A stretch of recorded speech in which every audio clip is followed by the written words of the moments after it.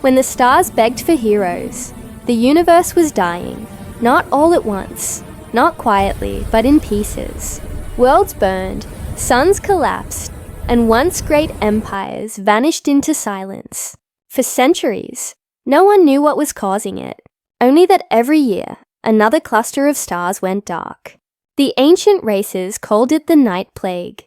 They said it was older than light itself. A hunger that devoured hope, not just life. Planets screamed for help, fleets vanished into the void. Even the gods of old turned away, the galaxy's proudest civilizations. The Seraph, the Valari, the Kinari, all fell, their golden towers turned to dust. Their songs forgotten. And in the end, the universe did what it had never done before. It cried. It sent a silent plea into the endless dark. A message carried on broken frequencies. Drifting through dying light, it asked for heroes, and only one answer came. From a small blue world orbiting an ordinary sun. From a species that was never supposed to matter. They were young, reckless, flawed, but they were human. The message reached Earth by accident. A distorted signal buried in static. Scientists thought it was a hoax, until the translation came through. Please, whoever can hear this, we are dying. Those words spread across every screen, every radio, every satellite, and humanity. Stubborn, curious, wild humanity decided to answer. They built ships from scraps. They loaded them with volunteers, not soldiers. People who refused to stay quiet while others begged for help. They called their mission Project Dawn. And at its heart was Captain Elias Ward, a man with tired eyes and a heart too big for his chest. He stood before his crew and said only one thing. The universe called for heroes, he said. So let's show them what humans do when someone cries. The ship Aurora launched into the unknown. Its engines burned brighter than fear. It carried engineers, doctors, pilots, and dreamers, none of them ready, but all of them willing. When they left Earth, the sky wept fire, trails of light marking their departure. Millions watched from below, whispering prayers for strangers among the stars. Their first stop was the Seraph homeworld, or what was left of it. Cities floated in pieces. Skies burned with falling embers. Elias and his team landed in silence. Their suits reflected flames, their hearts heavy. And then they heard it. A sound beneath the ruin. A voice, weak but alive. Is someone there? They found a Seraph child trapped beneath crystal debris. Her wings were torn, her eyes dull with exhaustion. Elias knelt beside her. We're here to help, he said. Her voice trembled. No one helps anymore. He smiled faintly. Then it's time someone started. They saved her. Her name was Lyra, the last child of her race. When she saw Earth's flag on their suit, she asked, "What are humans?" Elias looked at her and said, "We're the species that doesn't know when to quit." Days turned into months. More worlds fell. But wherever the darkness spread, humans followed. They fought not with perfect technology, but with courage that refused to die. The alien races watched in disbelief. The youngest species, the ones no one had trusted, were now standing against the endless night. The enemy finally revealed itself. A swarm of dark energy creatures that moved like smoke. They weren't life as anyone knew it. They were hunger given shape. They fed on stars, on souls, on fear. The aliens called them the Voidborn. Humans called them something else, nightmares. When the Aurora met the first swarm, every system went red. "Brace for impact," shouted the pilot. Elias gritted his teeth. "We came to help, not to run." The ship shook as tendrils of darkness wrapped around it. Lights flickered, oxygen levels dropped. Then Lyra, the child they saved, placed her glowing hands on the wall. Her seraph blood pulsed with light. The ship glowed bright gold, and the shadows screamed. They recoiled, hissing into the void. Elias looked at her in awe. "What did you do?" She smiled weakly. "I remembered the sun. The galaxy watched that battle, the humans and the last seraph standing side by side, light against the endless dark. And for the first time in ages, something changed. The darkness retreated. The stars began to shine again, and across the void, ancient species whispered words they had forgotten. Hope, they said. The humans brought hope. When the transmission of that battle reached every corner of space, the other races began to rally. They joined the humans, some in fear, some in faith. They didn't understand how a fragile species from a forgotten world could do what they couldn't. But they followed them anyway, because for the first time, someone had answered the universe's cry. And as Captain Elias Ward stood beneath the light of reborn stars, he whispered into the communicator, "To anyone who can hear us," he said, "you are not alone."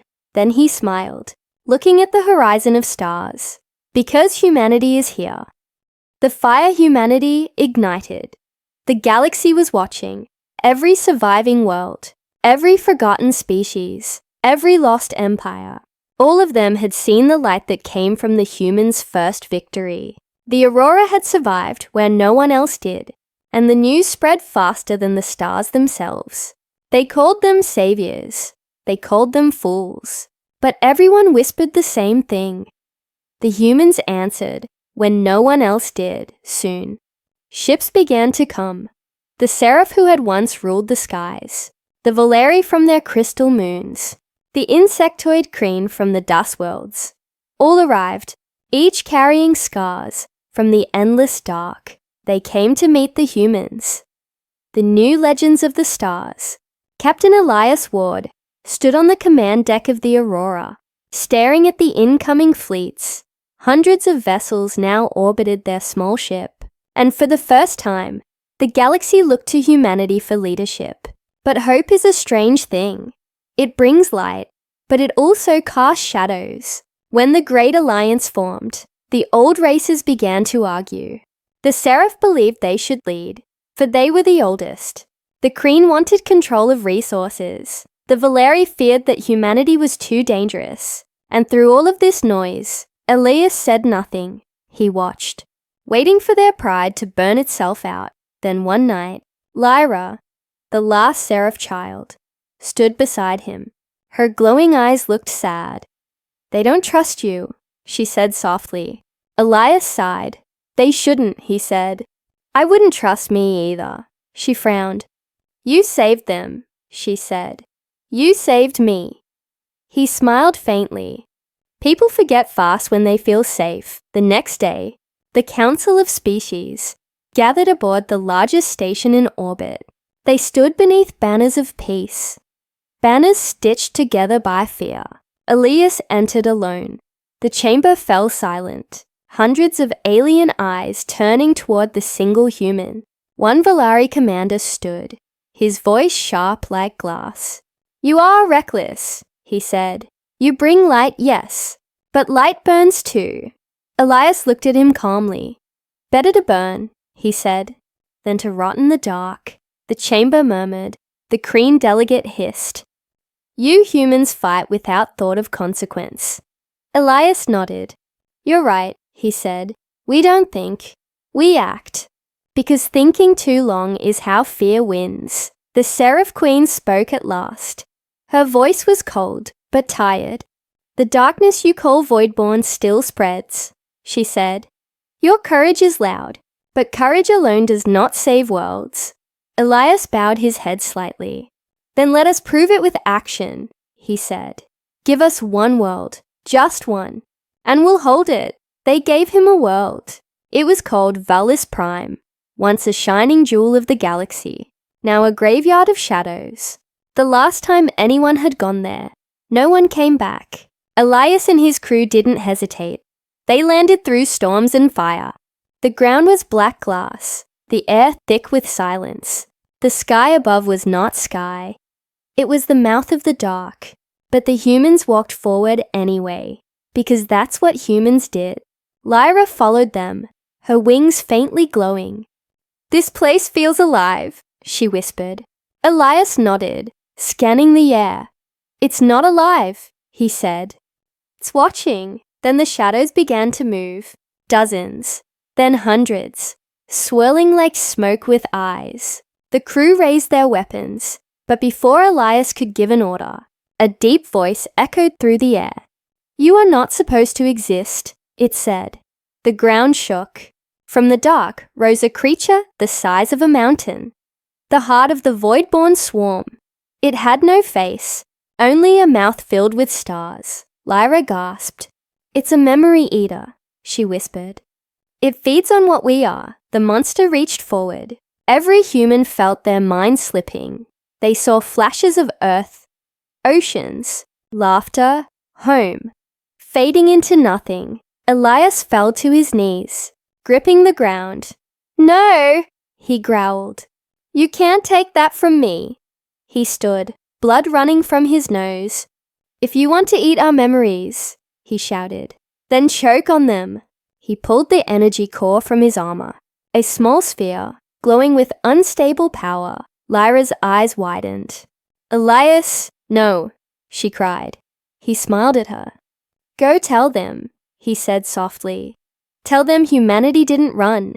He threw the core into the monster's chest. The explosion was silent but endless. Light tore through the darkness. The shockwave burned across the sky, and when it faded, the monster was gone. For a long moment, there was nothing, just ash and broken light. Then the Aurora's engines roared to life. The crew was still alive, their suits scarred, their eyes wide, and Elias, somehow, was still standing. Lyra ran to him, tears glowing down her cheeks. You should be dead, she said. He smiled faintly. I'm human, he whispered. We don't die easy. The galaxy saw the broadcast of that battle. They saw the humans holding the line where gods had fallen. And something changed. The old empires, the broken worlds. They didn't see humans as reckless anymore. They saw them as impossible. The fire that refused to go out. But deep in the black, something else was watching. Something older than even the Voidborn. And it whispered to the stars. The humans have answered, it said. Now, let's see how long their flame lasts.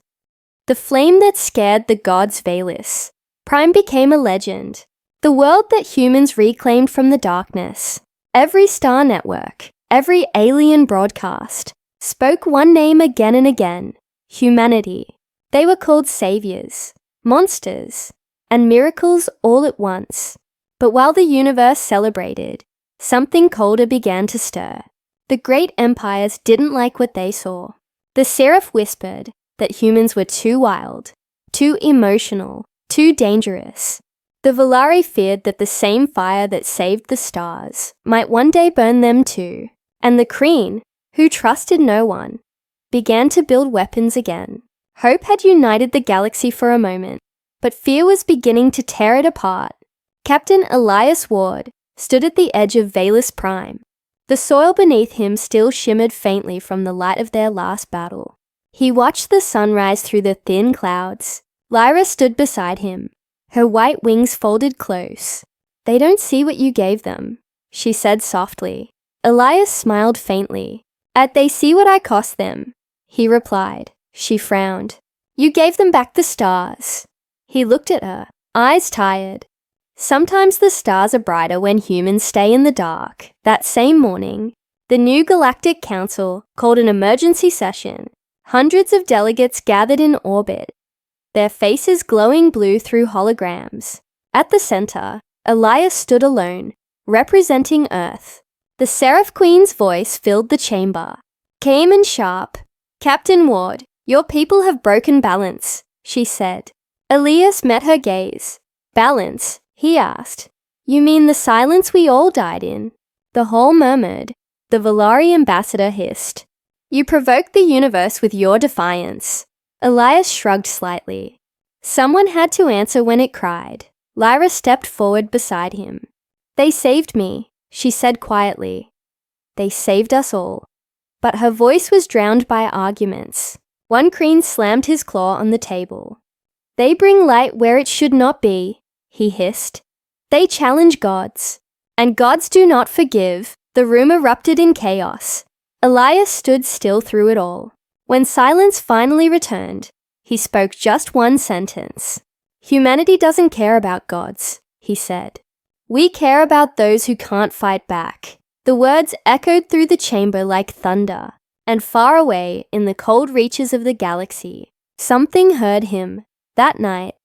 As the aurora drifted above Valus Prime, Lyra looked out at the stars. She felt something wrong, a cold vibration in the light itself. She turned to Elias, her voice trembling. "They're watching us." "Who?" he asked. "Not the Voidborn," she whispered. "Something older. Something that never wanted life to exist at all." Before she could finish, alarms screamed. A shockwave rippled through space. The stars outside flickered, one by one.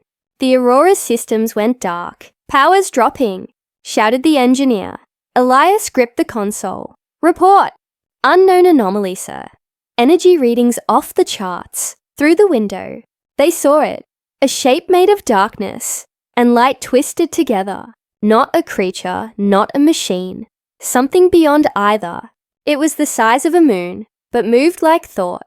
Lyra's eyes widened in terror. "That's not Voidborn," she said. "That's a celestial wound." Elias frowned. "What the hell is that?" she whispered. "When the first stars were born, they bled light into the void. The wounds never healed. This is one of them." The being spoke without words, its voice echoing inside their minds. "Children of dust," it said. "You are not meant to rise." Elias clenched his fists. "We rise anyway," he said. The ship trembled under the being's presence. One by one, alien ships around Valus Prime began to shatter. The darkness touched them, and they simply ceased to exist. Lyra fell to her knees. "It's consuming them," she gasped. "It's unmaking them." Elias turned to his crew. "Get us closer." The pilot stared at him. "Closer? That thing just erased 5 ships." "I know," Elias said. "And we're going to see how." The aurora pushed through the field of broken light. Elias stared at the giant being on the scanner. Its energy readings fluctuating, unstable. "It's feeding," Lyra whispered. "It feeds on creation." Elias thought fast. If it feeds on creation, what happens if it faces destruction? He turned to the engineer. "Charge the reactor core." "Sir, if we do that, do it," Elias ordered. The ship's hull vibrated, lights flickering blue and gold. Lyra grabbed his arm. "You'll kill us," she said. Elias looked at her. "Maybe," he said softly. "But if we die, make sure it remembers us." The aurora charged straight into the being's shadow. Light and darkness exploded around them. The ship screamed, metal melting. The stars above them went white. Then, silence. When the light faded, the aurora was gone. The being was gone too. All that remained was a ripple in space. And a voice, echoing across the stars. It was Elias, his final transmission. "If you can hear me," his voice said, calm and steady, "don't mourn us. Keep answering when the universe cries." Lyra stood alone on the command deck, her wings torn but glowing. She listened to his last words, tears falling in silence. And as she looked at the stars, she whispered, "They will, Elias. They always will." The echo of human fire. The galaxy mourned. For the first time in history, every world went silent. No victory songs, no celebrations. Only grief carried by light years of static. Humanity, the reckless, the fearless, the impossible, had vanished. Captain Elias Ward and the Aurora were gone, swallowed by the great wound in the stars. And yet, the darkness that had devoured worlds was gone too. The void had been pushed back, silent, waiting. It was peace. Fragile, trembling and unreal, Lyra stood in the great hall of the Galactic Council, the youngest and last of the Seraph. Her wings no longer shone like before. They were dim, scarred, heavy. In her hand, she held a small device. The last transmission from Elias. She played it again and again. The same words. Keep answering when the universe cries. Every time she heard it, her chest ached. He had given everything, and yet the galaxy spoke of him like a story. Not a man. They built monuments of light. They named stars after him. But Lyra knew the truth. The universe didn't need statues. It needed humans. It needed their madness, their defiance, their hope. Decades passed. Worlds rebuilt. The Great Alliance returned to their routines. Trade routes reopened. Fleets expanded. Science grew, and slowly, humanity faded into myth. Their colonies were empty. Their ships long gone. Some said they ascended. Others said they burned themselves out. But no one truly knew. Until one night, the stars began to whisper again. It started on the edge of the galaxy. A mining station near the Void Rift picked up a strange signal. It was faint, broken, human. A voice calling through centuries of silence. This is Captain Elias Ward of the ship Aurora. The station froze. The operator replayed it 10 times. The signal was old, but real. It shouldn't exist, yet it did, within days. The entire Alliance knew. The Council declared it a ghost transmission. A glitch from the war, but Lyra didn't believe them. She knew that voice. It wasn't static. It was alive. She stole a ship and left without permission, through storms of radiation, through forgotten routes, guided only by faith. She followed the coordinates embedded in the signal, and there, beyond the edge of the known stars, she found it. A world of glass and flame. Broken ships drifted around it like frozen bones. And at the center, a single human vessel, the Aurora, cracked, burned, but intact. Lyra's breath caught. "It's real," she whispered. Her wings shimmered weakly as she descended. Inside the halls were dark. Dust floated in beams of blue light. Her footsteps echoed softly. Every wall still bore the marks of the last battle. Then she reached the command deck. The chair where Elias once sat was empty, but his coat was still there, folded neatly on the console, and the light beside it blinked faintly. She pressed it, the hololog activated. Elias appeared, not alive, but recorded. His voice calm, his eyes filled with that same quiet fire. "If you're hearing this," he said, "then I failed to die properly." Lyra smiled through tears.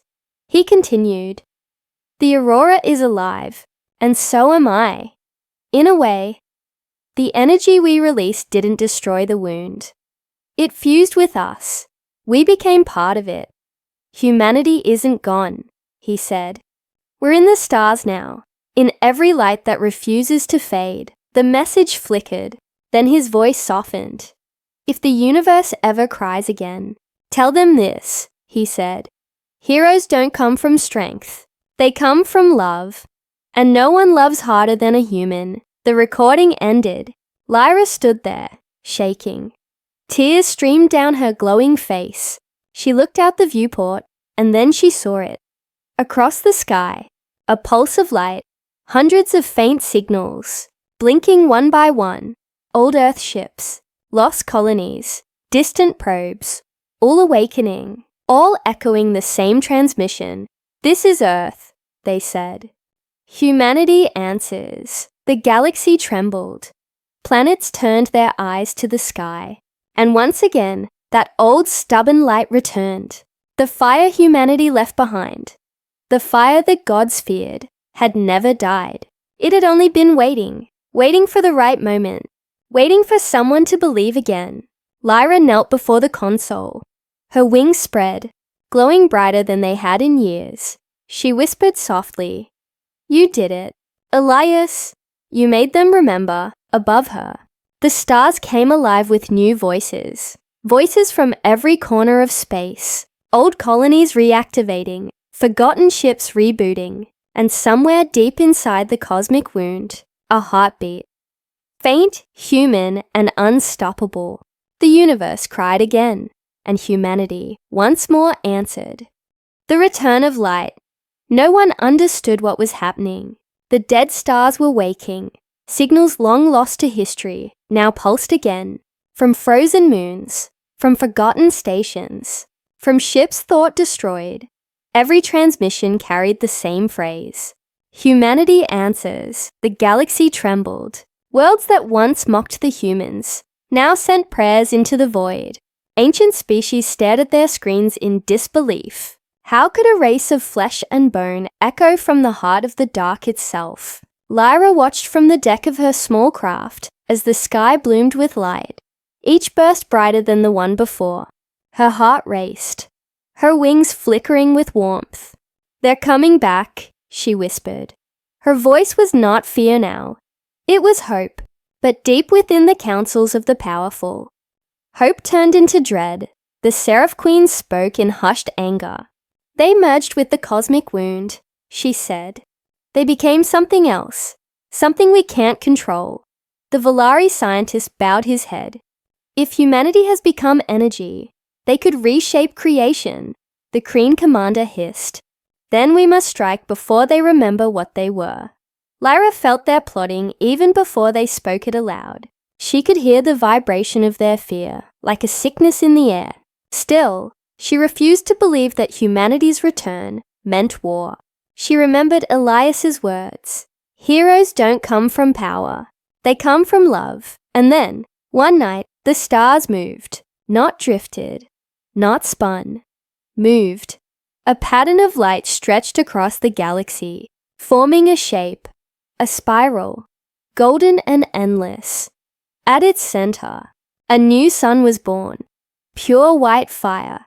Its light reached every system at once. For a heartbeat, all beings felt the same warmth. And within that light, a voice spoke, soft, calm, human. "We remember." Lyra fell to her knees, tears glowing down her cheeks. She whispered, "Elias." The voice continued, "We were flesh, now we are memory, but we have not forgotten who we are. We saw the darkness between stars, and we became light to fill it. We are humanity, reborn all across the galaxy. Stars ignited, ruined planets healed, oceans returned, air became clean.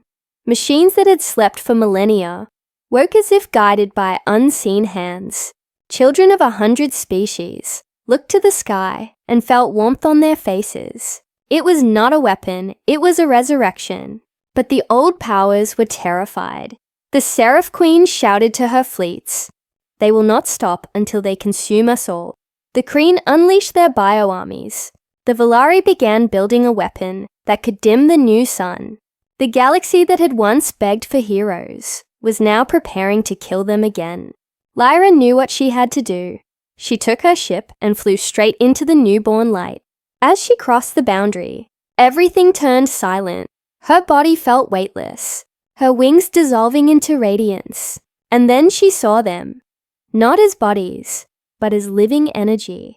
Millions of glowing forms drifting through the light like rivers. Human souls, bright and awake. At their center stood one brighter than all the rest. Elias. He smiled when he saw her. "Welcome home, Lyra," he said. She reached for him, her voice breaking. "You became the stars." He nodded. "And you became our guide. You carried the story. You kept the flame alive." She wanted to stay, to rest in that endless warmth. But Elias looked beyond her, to the far reaches of the galaxy. "They're afraid of us," he said quietly. "They'll come again, trying to destroy what they don't understand." Lyra clenched her fists. "Then let us stop them." He shook his head gently. "Not with war, with truth." He raised his hand, and the light around them shifted. Images appeared. Every act of kindness humanity had ever done. A soldier lifting a stranger from the mud. A child sharing food in famine. A scientist fixing water for dying worlds. Every story, every heartbeat, burned across the cosmos, until the stars themselves carried it. Elias's voice echoed through creation. "Look at us," he said. "We are not gods. We are not monsters. We are every mistake you made. and every time you chose to love again. Do not fear us. Stand with us. Back in the physical world, fleets stopped mid-flight.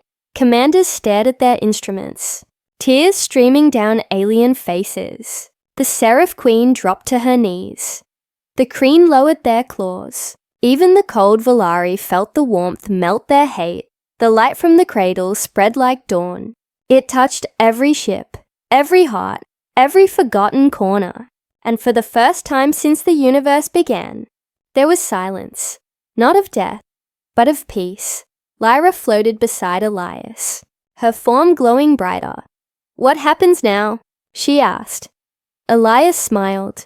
"Now," he said, "we teach them how to answer when the universe cries." The shadow that forgot to die, the stars had changed. Once cold and distant, they now shimmered like living eyes. Every world, every moon, every drifting ship felt their warmth. The humans, the ones who had become light, filled the galaxy like a heartbeat. They were no longer flesh, no longer bound to gravity or time. They were everywhere, and yet nowhere. Their voices whispered in the winds of planets. Their laughter shimmered through auroras. Their touch was the warmth that children felt when they looked up at the night sky. For 1,000 years, the galaxy lived in peace. Wars ended, hunger vanished, and fear faded into memory. The Seraph sang again. The Kreen grew gardens instead of weapons, and the Volari built cities made of light. They called it the Age of the Dawn, a gift from the humans who had once bled for them. But even light casts shadows, and some shadows never die. It began quietly, a star dimming before its time. Then another and another. Worlds that had once flourished began to flicker out. The transmissions grew faint, then silent. At first, the galaxy thought it was just decay. But Lyra knew better, because when she looked into the dark, she felt something familiar, something old. She had stayed between worlds. Not fully human, not fully light. Her body glowed faintly, her heart still beating like it remembered what it was to love. Elias had asked her to guide the living, to teach them to hold the flame, but now that flame was trembling. In the void between galaxies, she saw it, a ripple of darkness spreading like a bruise through creation. It moved slow but sure, devouring the warmth left behind by humanity. The same hunger that once called itself the void-born. Reborn again, but twisted, changed. It wasn't feeding this time. It was searching. Lyra closed her eyes, and in the silence of eternity, she called out, "Elias," she whispered, for a moment. There was only the soft hum of the universe breathing. Then a voice answered, "I'm here." He appeared beside her, still made of light, still carrying that quiet strength. His form shimmered with memories of the man he once was. "Something's coming," she said. Elias nodded. "I know. It's not just the dark. It's something that learned from us." They watched as the ripple moved closer. Planets dimmed under its touch. Even the songs of the Seraph grew quiet. Elias clenched his glowing fist. "We gave them peace," he said softly, "and peace made them forget how to fight." Lyra looked at him. "Then we must teach them again," she said. Elias turned toward her. "But we're no longer human." She smiled faintly. "Maybe not," she said, "but we still remember how to love, and love is why humans fought." Her words reached through the light like a spark. The other starborn heard. Across galaxies, millions of luminous forms stirred. They rose from the streams of light like embers in the wind. Children of Earth, reborn in radiance, they heard Lyra's call, and for the first time in centuries, the humans prepared to fight again. But this war would be different. No weapons, no blood, no metal. This was a war of memory. The shadow fed on forgotten love, on broken hope. It grew stronger where life stopped caring.